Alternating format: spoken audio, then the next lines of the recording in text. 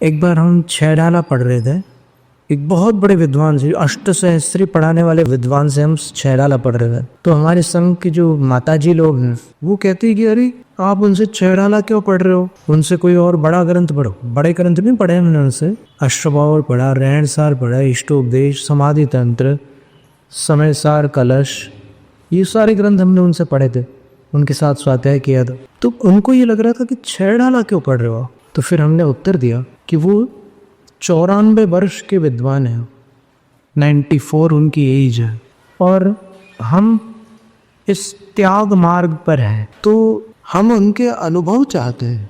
ये ज़रूरी नहीं है कि सारे अनुभव साधुओं से प्राप्त हो, और ये ज़रूरी नहीं है कि सारे अनुभव गृहस्थों से प्राप्त हो। कुछ अनुभव साधुओं से लेने होते हैं, कुछ अनुभव गृहस्थों से लिए जाते हैं। जिसके पास जो है गुणग्राही बन करके वो ग्रहण करना नीति। और वास्तव में उनने छैडाला की वाचना की तो उनने ऐसी ऐसी बातें बताई जो कभी छैडाला पढ़ने वालों ने सुनी नहीं होगी। और एक खास बात ऐसी थी कि एक ग्रंथ को, जैसे उदाहरण के लिए समयसार कलश है, समयसार कलश को हमने उन विद्वान से भी पढ़ा जो 94 साल के थे। फिर एक और विद्वान थे 84 साल के, उनसे भी पढ़ा हम। फिर एक और विद्वान थे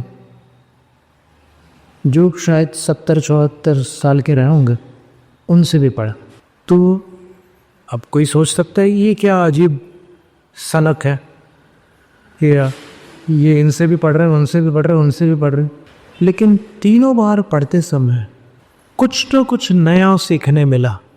आचार्य विद्यासागर महाराज ने कहा, अनेक ग्रंथों को पढ़ने से ज्ञानी नहीं बन जाता, एक ग्रंथ को अनेक बार पढ़ने से ज्ञानी बन जाता है।